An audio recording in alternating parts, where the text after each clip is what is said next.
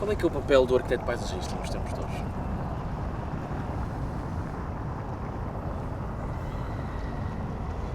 O papel é uma pergunta que tem uma resposta relativamente instável, porque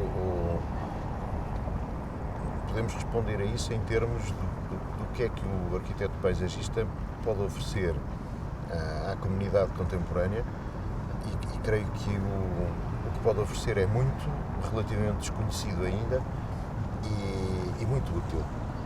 A outra maneira de entender a pergunta é qual é o espaço que a comunidade na construção das relações entre corporações, entre profissões, foi deixando para a arquitetura paisagista, que é uma resposta completamente diferente. E a conclusão deste desacerto entre uma coisa e outra é que, efetivamente, a sociedade contemporânea desperdiça muitas das potencialidades da arquitetura paisagista, muitas das contribuições que a arquitetura paisagista poderia oferecer para resolver problemas relativamente severos dos equilíbrios da sociedade contemporânea. Eu creio que o arquiteto paisagista trabalha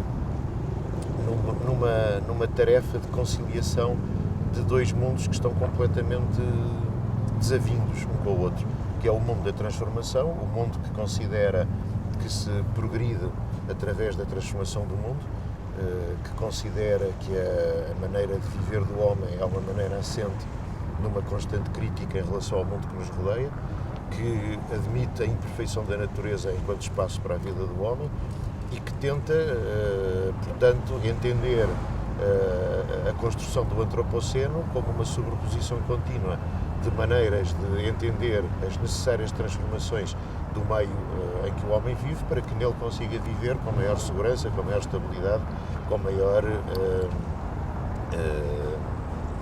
sustentabilidade.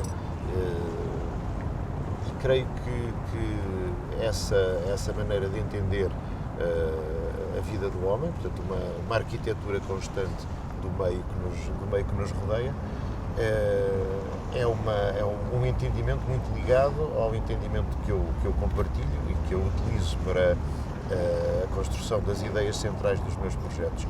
Creio que sim, que vivemos constantemente apoiados numa ideia crítica em relação ao que nos rodeia. Quando tropeçamos numa pedra, nessa noite fechamos os olhos e pensamos no que é que podemos fazer para que no dia seguinte não voltemos a tropeçar. E creio que vivemos assim. Esta é um pouco a nossa condição de homens.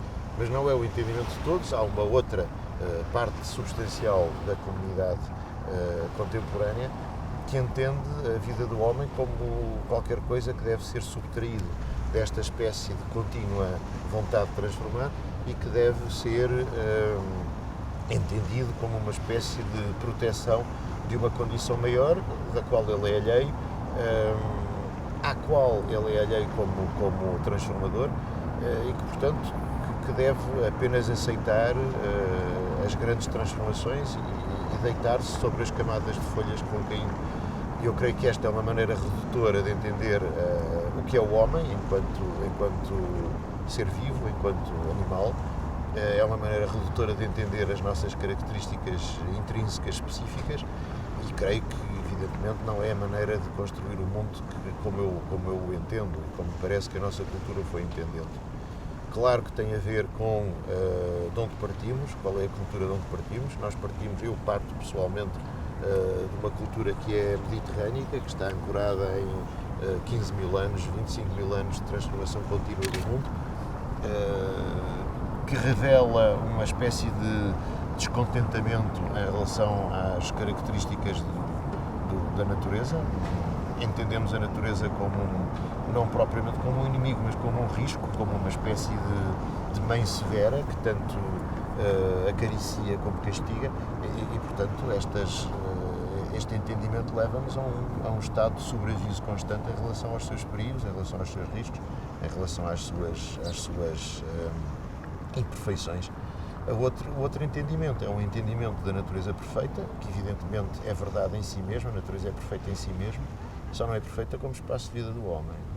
Eu creio que este conflito é um conflito que, através do projeto de arquitetura paisagista, é resolvido, porque o projeto consegue efetivamente conciliar ambições de transformação com consciências de conservação, portanto com uma grande capacidade de entender as consequências da transformação, de prever as consequências da transformação, de medir essas consequências, de as integrar no projeto, de integrar as reações a essas consequências da transformação no próprio projeto e, portanto, de não pensar em projeto e avaliação do impacto como dois fenómenos separados, não é? A avaliação daquilo que nós fazemos, a avaliação das consequências do que fazemos, faz parte integrante do pensamento do projeto e não é separável.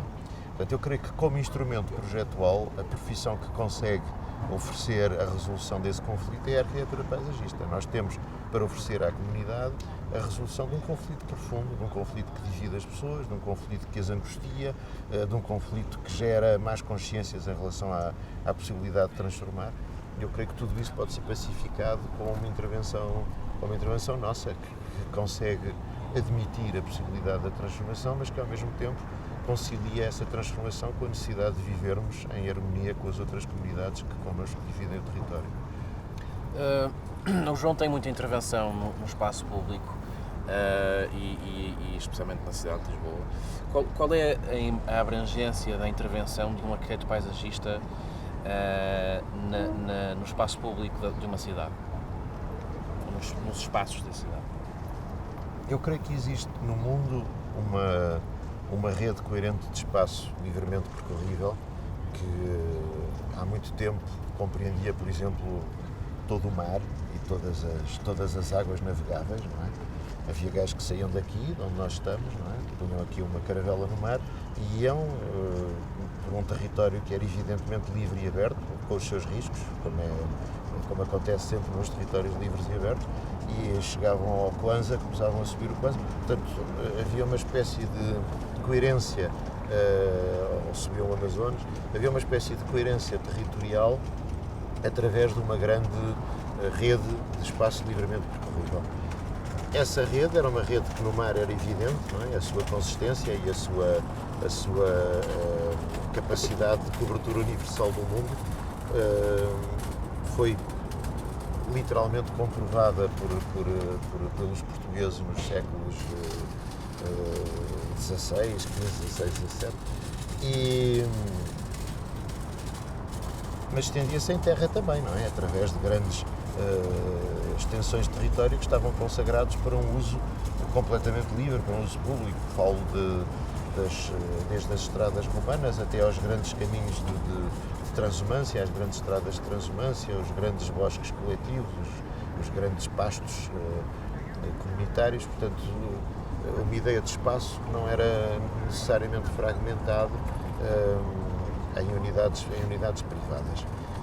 Aquilo que veio acontecer ao longo do tempo é que essa grande rede perdeu consistência, foi perdendo consistência, foi-se transformando, ao mesmo tempo que eram consagradas categorias jurídicas para a sua proteção, através, por exemplo, da criação das ideias de domínios públicos marítimos e hídricos.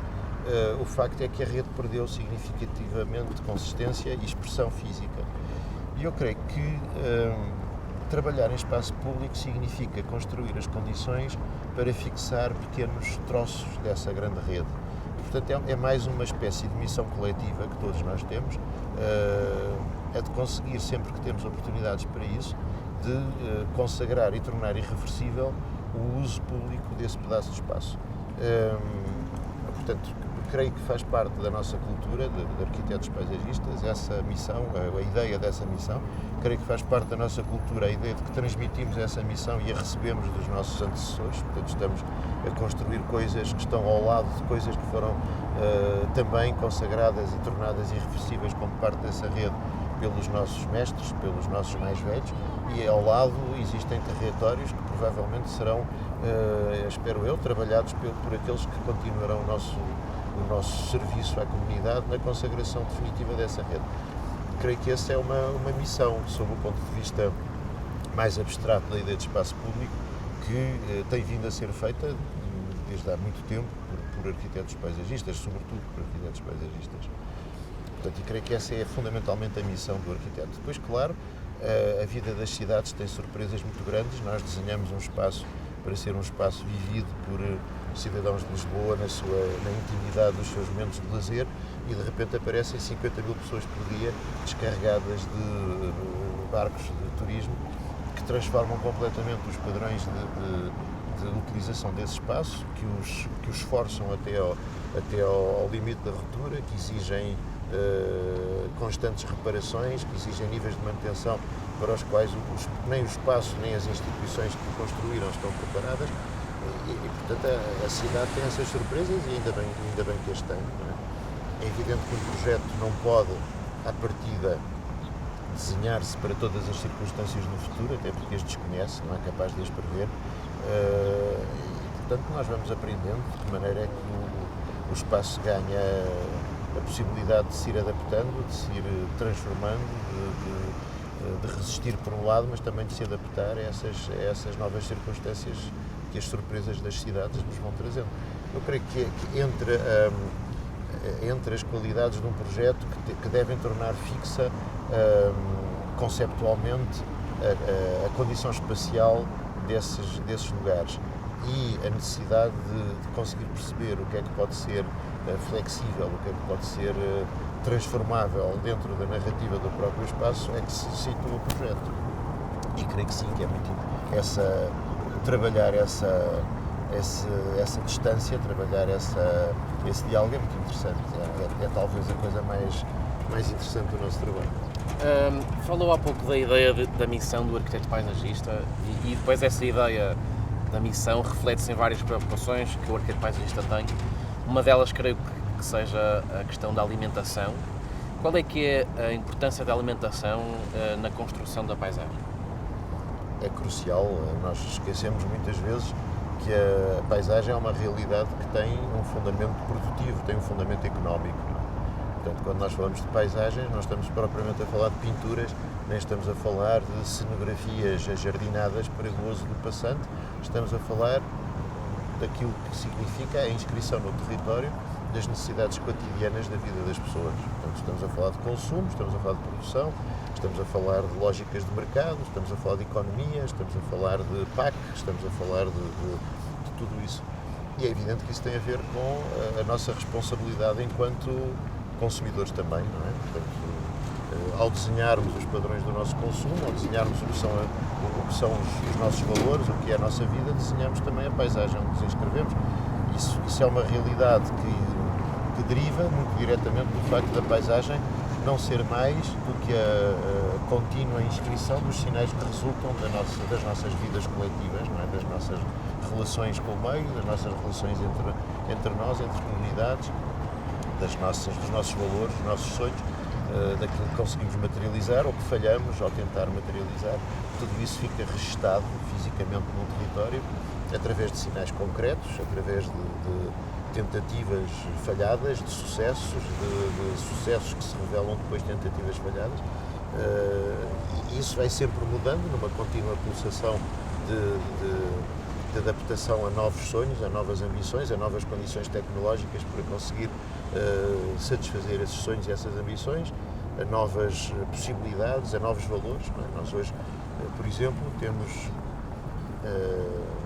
em relação àquilo que foi uma condição perfeitamente de consenso durante quase 2 milénios, que era o facto de que enxugar pântanos e transformá-los em terrenos de cultivo era uma coisa muito boa, não é?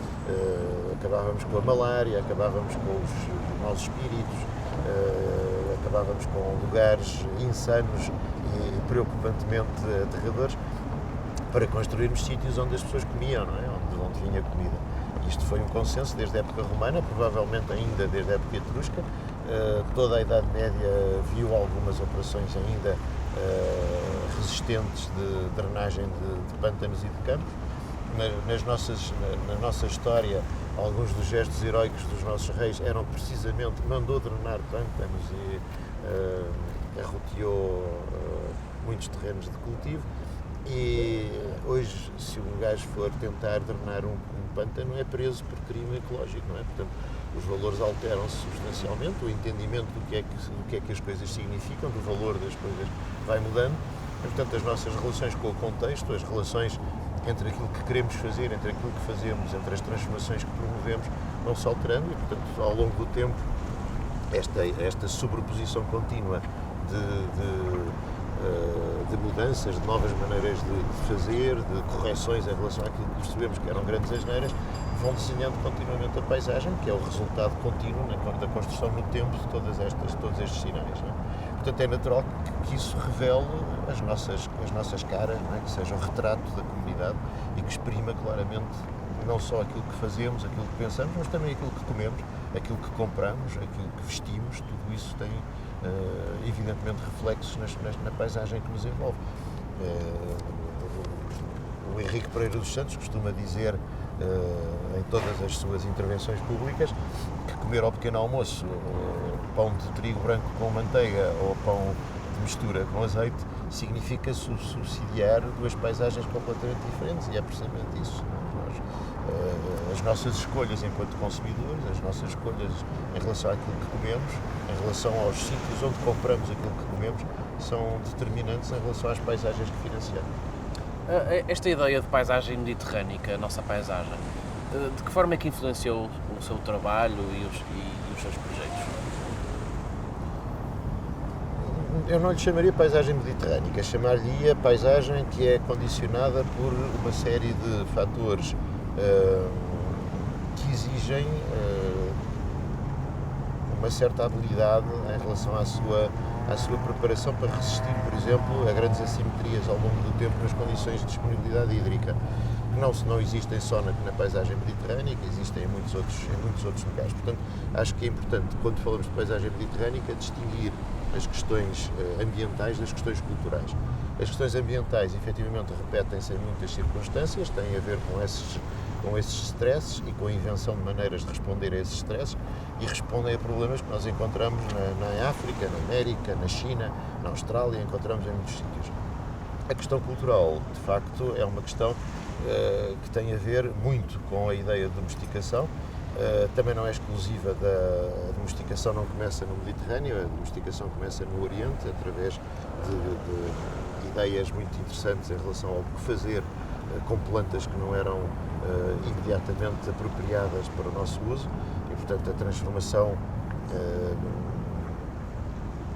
Estou a falar de domesticação porque o desenho da paisagem faz-se com dois grandes argumentos. Um argumento arquitetónico que descende muito diretamente da ideia de fabrico, portanto, de produção ex novo de um determinado artefacto a partir da assemblagem de materiais que estão dispersos antes do fabrico.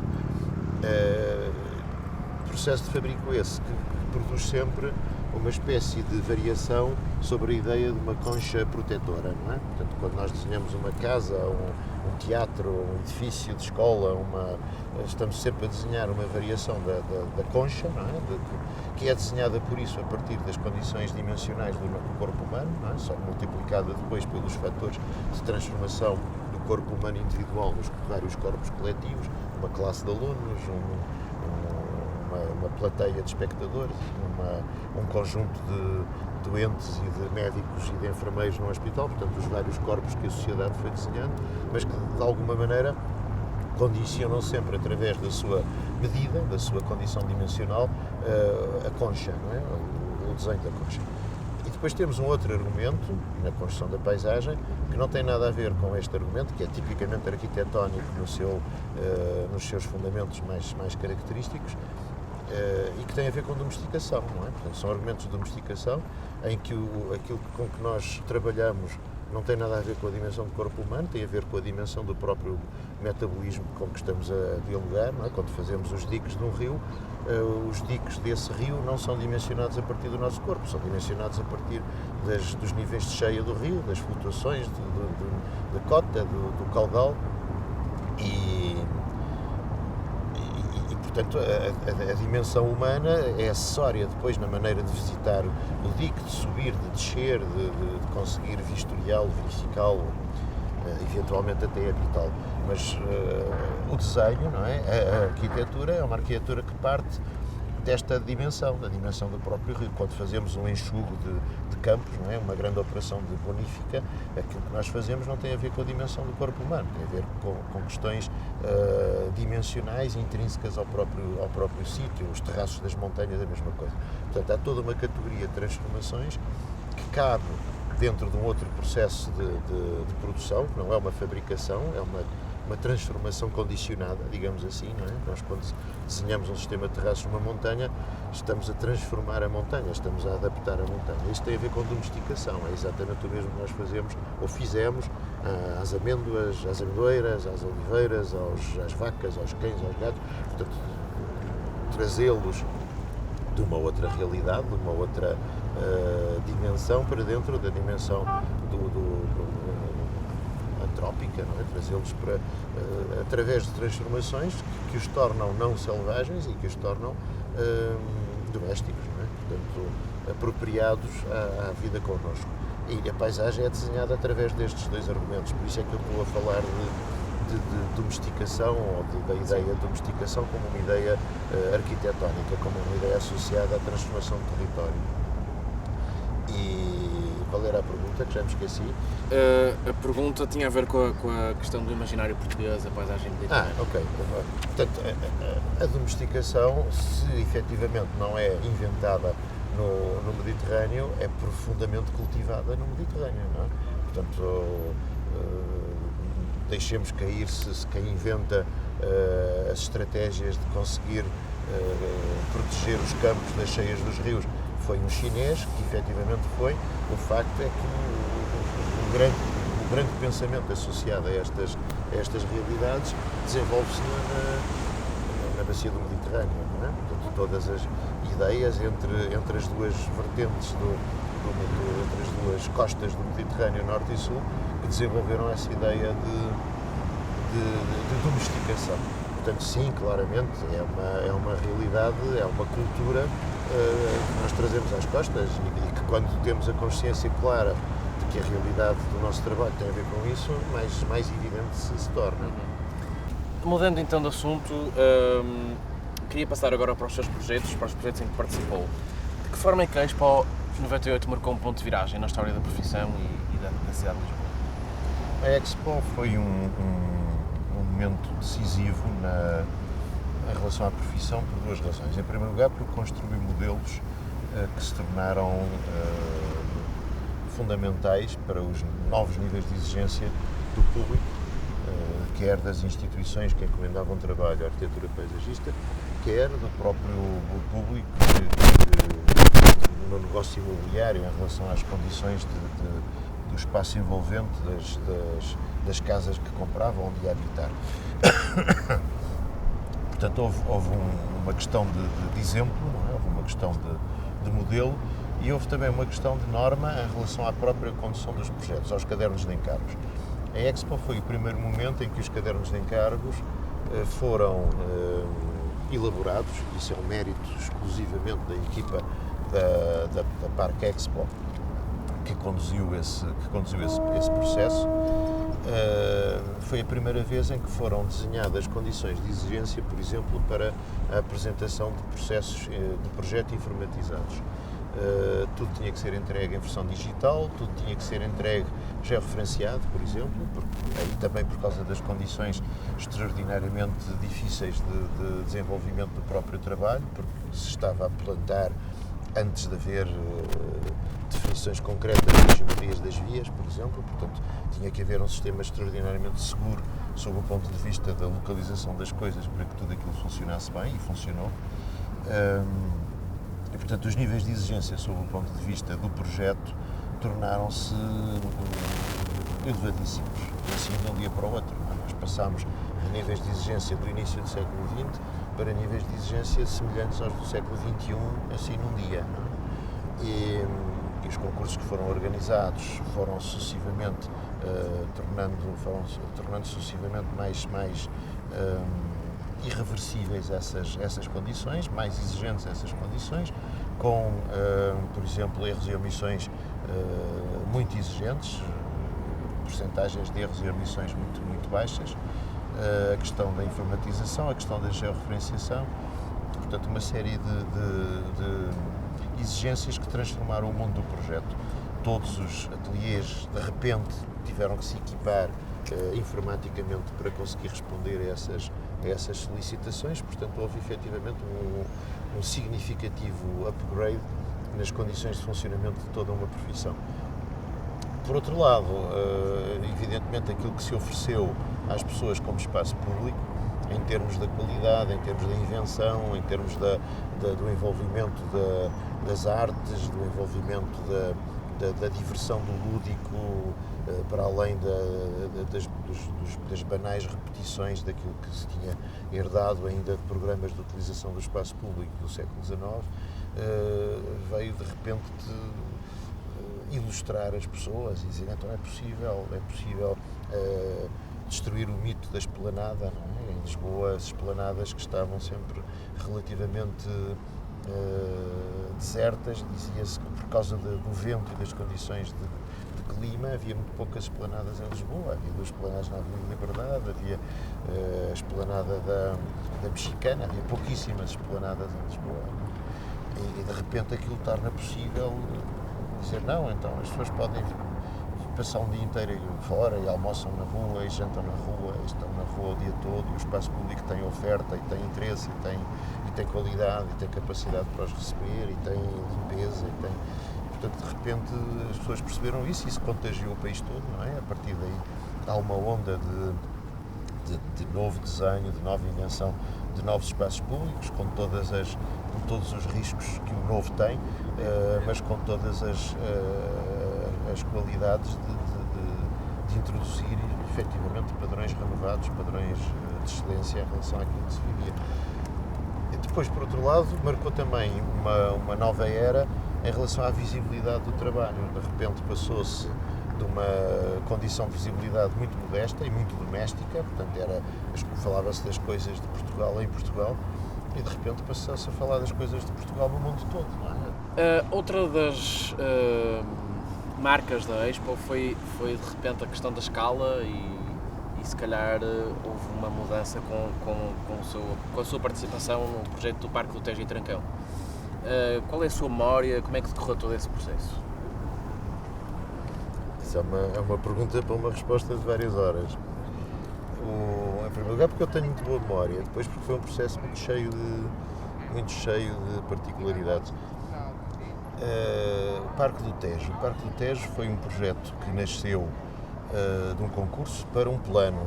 Portanto, foi feito um concurso internacional para o PP6, que era um parque, era um plano de pormenor. A Expo foi estruturada em vários planos de pormenor, em 6 planos de pormenor. O PP1, que era a zona da Expo, e foram lançados vários concursos para atribuir a autores cada um desses planos. Portanto, no fundo era uma estrutura normal, havia um plano de urbanização que tinha sido aprovado, da autoria do Vassal Rosa, e esse plano de urbanização desenvolvia-se em 6 planos de pormenor que tinham que ter também o seu desenvolvimento. Desses 6 planos de pormenor, havia 2 planos de pormenor excepcionais, o plano de pormenor da Zona Expo, que era um plano de pormenor dinâmico, que tinha que prever as circunstâncias Expo e as circunstâncias pós-Expo, e o plano de pormenor 6, que era um plano de pormenor que era exclusivamente de um parque, portanto tinha pouquíssimo volume construído, mas que tinha uma importância relativamente grande porque seria a frente da zona da Vila Expo, que eram as primeiras construções que iriam alojar os próprios participantes numa operação que foi feita por uma série de cooperativas que se formaram para construir os primeiros edifícios do PP4, o plano que está imediatamente atrás do Parque do Tejo, e que seriam alugados à própria Parque Expo para alojamento dos participantes. Estas operações foram quase todas feitas por concurso. Lançou-se um concurso, foram atribuídos as autorias, houve um que ficou o Duarte Cabral de Melo fez o PP4, o Teutónio Pereira fez o PP5, mesmo ao lado do parque, o Taveira fez um plano, E quando se lançou o concurso para o plano do PP6, convidaram-se várias equipas, foram convidadas equipas nacionais e estrangeiras, foi convidado o Derek Lovejoy, por exemplo, e foi convidado uma equipa que foi uma parceria entre um ateliê norte-americano, Hargreaves Associates, e o meu ateliê. Nós já nos tínhamos conhecido e fizemos essa equipa para responder ao concurso, ganhámos o concurso e fizemos o plano pormenor, portanto fizemos o plano pormenor que correu muito bem e no fundo era um plano. O que os planos de pormenor definem são as circunstâncias infraestruturais do espaço e naquele caso estendia-se isso a uma tentativa de definição relativamente irreversível da imagem. Bem, aprovado o plano, passava-se à fase de projeto e foi uma fase que nós tentámos ainda continuar a fazer em associação com a Hargreaves Associates, e coisa que não conseguimos porque eles entretanto ganharam o projeto dos Jogos Olímpicos de Sydney. Isso absorveu o ateliê numa grande quantidade de trabalho. Ainda tentámos envolver, nós demos muito bem com eles, ficámos amigos e tentámos envolver um dos sócios na equipa de desenvolvimento do projeto, mas mesmo ele depois acabou por se desinteressar. E portanto, nas fases de desenvolvimento do projeto, foi desenvolvido em várias fases, estávamos já sozinhos e desenvolvemos os projetos com uma certa pressão, porque os tempos eram muito curtos, porque, como sempre, gasta-se muito tempo na negociação dos honorários e na definição do contrato, e depois sobra muito pouco tempo para a realização do projeto, que tem, evidentemente, um fim inadiável, porque os processos de construção também são demorados. Naquele caso concreto, os grandes desafios eram as relações com a infraestrutura, portanto o parque é atravessado por uns grandes coletores a cotas muito superficiais, portanto a cotas muito elevadas, que obrigavam a que uma grande parte do parque fosse trabalhada por sobreposição de novas cotas, portanto por elevação da cota final, processo que teria que ser feito através de aterros que teriam que ser feitos com materiais não de grande qualidade para aterros e, sobretudo, sem tempo a assentamentos. Portanto, o grande desafio ali era trabalhar numa realidade de transformação topográfica através de aterros, sem tempo para que os aterros fossem bem feitos, digamos assim. Portanto, haveria de prever uma série de assentamentos, uma série de relações diferentes de assentamento, coisas que entretanto se foram verificando. Outro desafio muito grande era a reconversão do aterro sanitário de Beirolas, a selagem e reconversão do aterro em parque, processo que ainda não foi completamente acabado, apesar de haver projeto. Portanto, foi feito já no ano 2000 um projeto para a reconversão definitiva do aterro. E foi um projeto muito difícil, sob o ponto de vista da obra. O ano da construção da primeira fase foi um ano chuvoso, foi um ano muito difícil. As condições de produção daqueles aterros foram terríveis. Ganhámos uma experiência na realização de estacadas, de operações de estabilização de diferentes tipos de situações de avanço de margem, que nos foi depois muito útil também aqui para a Ribeira das Naus, por exemplo, mas que nos tem sido útil para outras circunstâncias. Fizemos projetos em Boston e em Veneza, onde utilizámos muitos dos ensinamentos colhidos no Parque do Tejo. E acha que os usos que foram pensados para o Parque do Tejo depois foram concretizados? As pessoas usam o espaço da forma que pensou? Eu creio, sim. Isso sem dúvida nenhuma. A cumplicidade com os utilizadores é muito grande e as pessoas percebem perfeitamente todas as pescadelas de olho que o projeto lhes faz e utilizam-nas de bom grado. A única coisa que eu creio é que o projeto foi muito bem mantido nos primeiros 5 ou 6 anos, depois teve uma curva decrescente de manutenção e de cuidado com a manutenção, até chegar a uma assíntota próxima do zero. O parque esteve virtualmente abandonado e depois esteve mesmo abandonado durante o período de transição entre Parque Expo e Câmara Municipal. Aí foi muito interessante porque, apesar de tudo, como o parque se baseia muito em relações entre vegetação e topografia, entre vegetação, topografia e orientação dos ventos, orientação da luz, é muito resistente, portanto ele nunca desce abaixo de uma determinada soleira de consistência, sob o ponto de vista da vida da paisagem, e isso confirmou-se nesse período. Portanto, os relvados secos, as coisas não funcionavam, as redes de rega a saltar por tudo quanto era sítio, mas o parque a manter-se na sua estrutura, na sua integridade conceptual, portanto, a responder àquilo para que tinha sido desenhado. E isso é uma certa verificação que correspondeu nos últimos anos. Eu interessei muito pela verificação das circunstâncias de fracasso ou de sucesso dos vários projetos que fomos fazendo. Interessei muito pelo abandono, que é uma circunstância, como me interesso muito pela domesticação, o abandono é algo que me interessa também muito, porque nunca há um retorno ao selvagem, não há sempre uma suspensão numa nova condição, que é essa condição de doméstico abandonado, como os cães.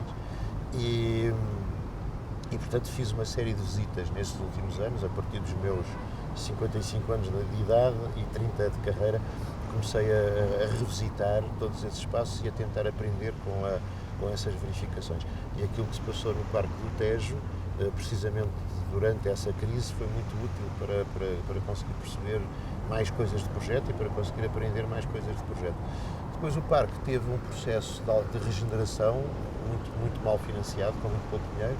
Conseguiu-se dar resposta ali a meia dúzia de coisas, mas sobretudo coisas de superfície.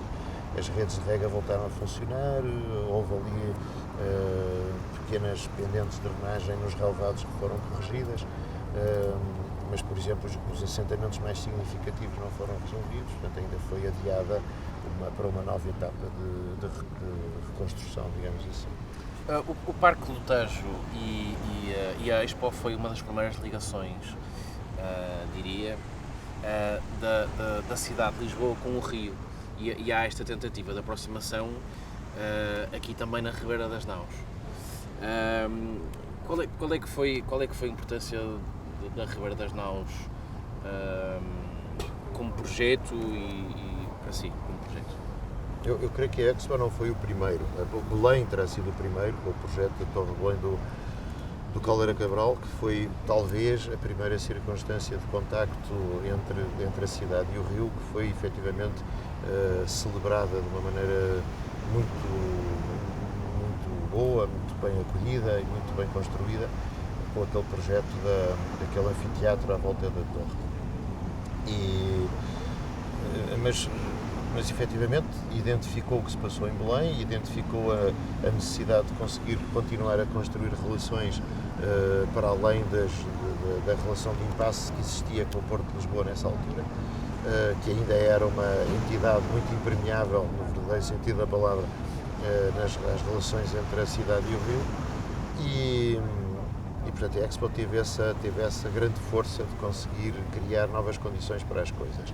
Aqui era uma situação em que as relações de contacto com a margem já existiam, inexplicavelmente era um espaço que vivia em abandono desde sempre, praticamente desde que se tinha construído a Avenida da Ribeira das Naus, anos 40, e o maior problema de permeabilidade tinha a ver com a relação com a Marinha, não é?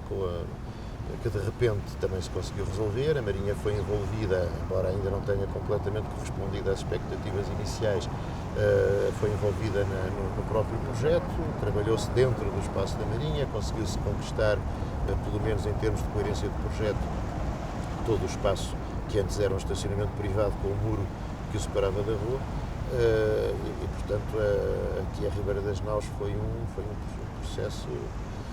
processo que eu considero exemplar em termos dos processos de construção de espaço público da cidade de Lisboa. Foi um processo que criou uma condição que até agora ainda não tem nenhum eco, que é esta condição de ser uma praia, não é? De se poder tocar na água, que é uma condição que curiosamente sempre me apeteceu desenhar, desde que via os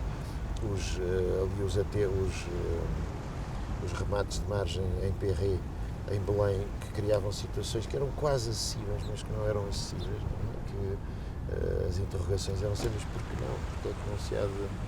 E as novas condições de qualidade da água que as novas hectares de Beirolas e de Alcântara tinham criado, ou prometiam criar, estavam evidentemente a proporcionar condições de proximidade da água completamente diferentes. E foi um pouco esse o espírito, foi tentar construir, foi um projeto que fiz com o João Gomes da Silva, não é? Fizemos, de vez em quando fazemos um projeto em conjunto. E que correu bem nessa perspectiva também. Gosto muito de trabalhar com outras pessoas, não gosto nada de trabalhar sozinho. E creio que o resultado é um resultado que, apesar de eu considerar um dos melhores projetos de espaço público da cidade de Lisboa, é um projeto curiosamente mal amado. E às vezes essas coisas acontecem e são bastante independentes das suas qualidades. Não sei muito bem porque é que é mal amado este. Mas havia aqui uma memória coletiva que depois usou essa questão para o projeto, ou não? Sim, este era um sítio de trabalho, não é? Este era um sítio de trabalho, de construção naval e de manutenção naval.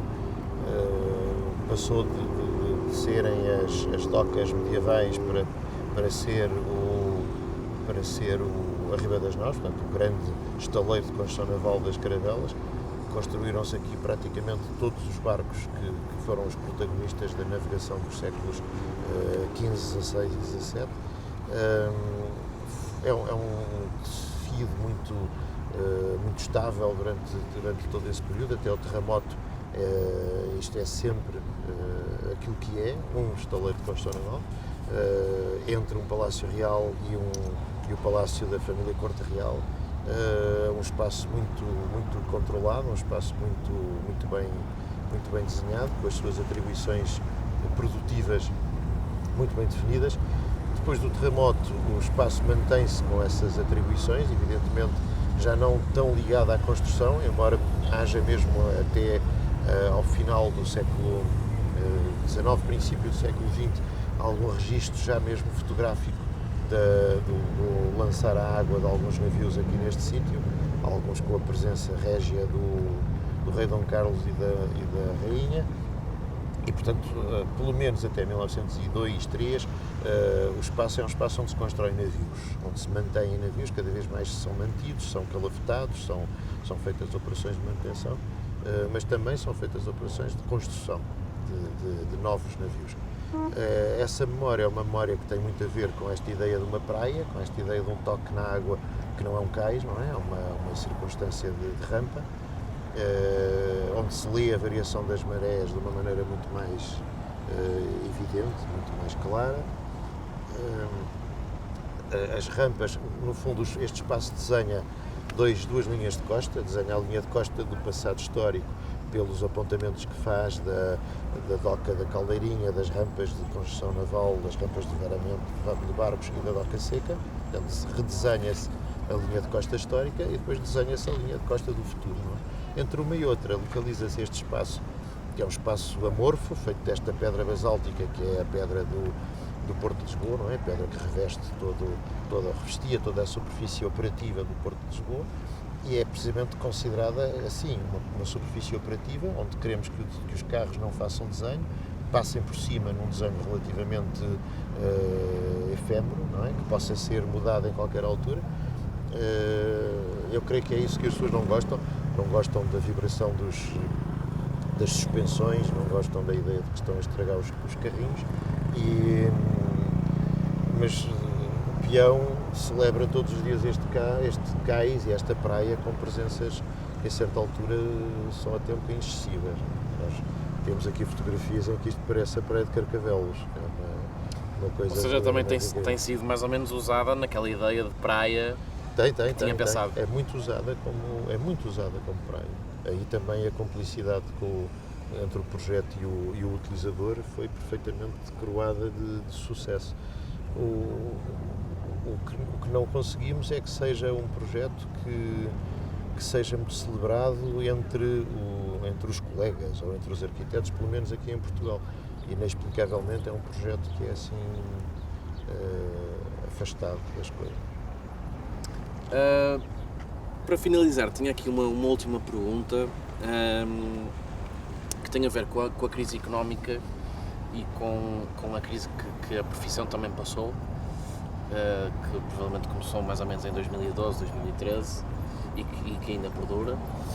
De que forma é que lidou com a crise no seu trabalho? Eu creio que a crise não é uma crise económica só.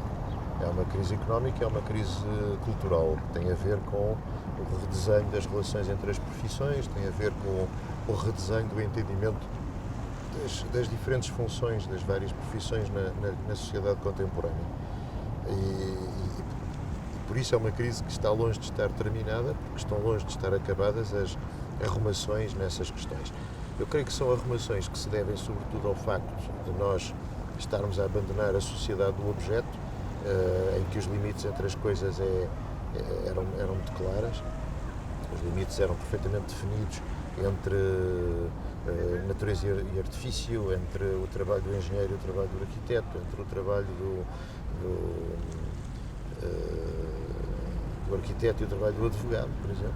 E pouco a pouco as próprias circunstâncias de funcionamento da sociedade foram-se transformando e foram criando padrões diferentes nas relações entre as pessoas, nas relações entre as profissões.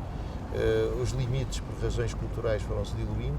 Aquilo que a nossa profissão já entendia como fundamental, por exemplo, o interstício, e que era completamente desconsiderado enquanto realidade, enquanto parte da realidade, de repente transforma-se em protagonista da descrição dessa mesma realidade. Não é? O interstício no corpo humano, de repente, é um órgão que revela uma circunstância cultural de leitura da realidade completamente alternativa àquilo que era a visão do corpo humano constituído por órgãos, não é? Com funções absolutamente atribuídas e perfeitamente estanques, não é? E aquilo que faz o fígado não faz o estômago, e não há confusão possível. E essa leitura da realidade era assim, era a leitura modernista da realidade. E de repente essa leitura desmorona-se, não é? Essa maneira de pensar desmorona-se, e nós começamos a perceber que a realidade é feita de limites difusos, de sobreposições, de cumplicidades, de relações e não de objetos. E surpreende-nos o facto de que as profissões não estão preparadas para essa nova maneira de entender a realidade, algumas mais do que outras. Aquelas que já consideravam a relação como fundamental na leitura, no entendimento dos processos, evidentemente estão relativamente à vontade nesta nova circunstância. Aquelas que entendiam a realidade como baseada em campos de batalha completamente circunscritos têm grandes dificuldades a redesenhar-se no novo desenho do mundo. Eu creio que a crise é fundamentalmente essa.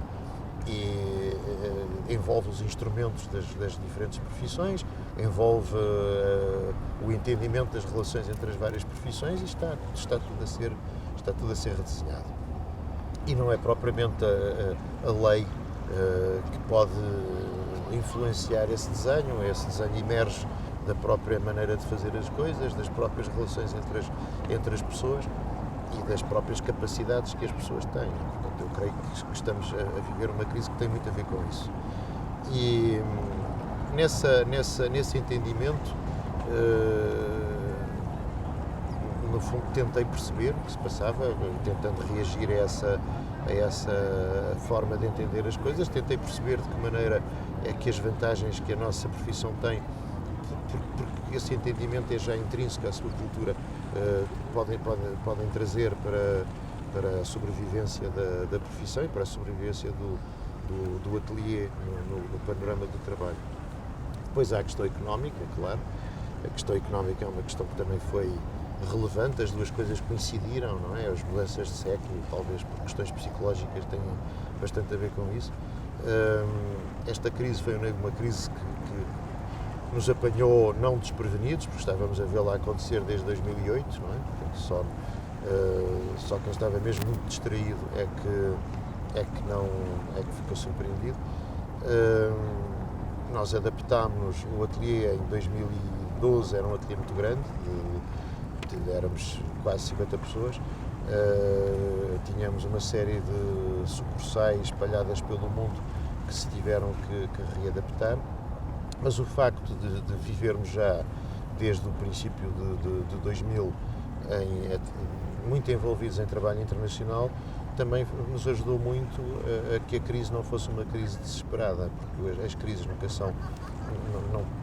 o mundo não está todo em crise ao mesmo tempo, não é? As crises de uns são precisamente os momentos de glória de outros, e aconteceu um pouco isso. Portanto, nós fomos conseguindo equilibrar o nosso trabalho de maneira a conseguirmos manter um nível de trabalho muito interessante e ainda agora termos muito trabalho. Mas em Portugal muito pouco. Portanto, abriu gabinetes no estrangeiro, Itália, Nós Angola... abrimos em Itália em 2005, portanto, antes da crise. Abrimos em Itália em 2005, em resposta a uma série de trabalhos que correram bem, a uma série de encomendas que vieram na sequência de alguns concursos ganhos, mas não feitos, mas que chamaram a atenção do mercado para o ateliê. Começamos a trabalhar regularmente em Itália e construímos essa frente. É um ateliê que já foi maior, chegou a ter 10 pessoas, agora está muito pequenino, mas que trabalhou sempre em absoluta dependência de Lisboa. Depois, pouco depois, em 2007, abrimos em Angola, em Luanda, e tivemos muito trabalho em Luanda durante muitos anos. Depois abrimos em 2010, em Xangai, uma parceria com a Tengtu, com uma empresa de construção de parques e jardins, uma empresa de viveiros, fundamentalmente, que também construía e que queria ter a capacidade também de projetar e, no fundo, nos utilizou para constituir um departamento de projeto que chegou a ter 80 pessoas. Portanto, foi assim um salto bastante importante e que era baseado em Xangai. E depois temos parcerias estabelecidas com gabinetes amigos, temos representações na Suíça, temos representações no Brasil e temos representações em Marrocos que vão conduzindo os trabalhos que, por serem trabalhos mais isolados, não justificam a abertura de uma empresa, ou porque as circunstâncias fiscais de trabalho, como acontece na Suíça, onde a quantidade de trabalho justificaria efetivamente uma posição local, os custos e as condições fiscais em que se trabalha podem ser geridas através de outras figuras de participação no sítio. Mas, no fundo, trabalhamos através da diversificação dos mercados, portanto, da entrada, sempre através de concurso, da diversificação dos sítios onde trabalhamos e das possibilidades de trabalho, dos temas onde trabalhamos.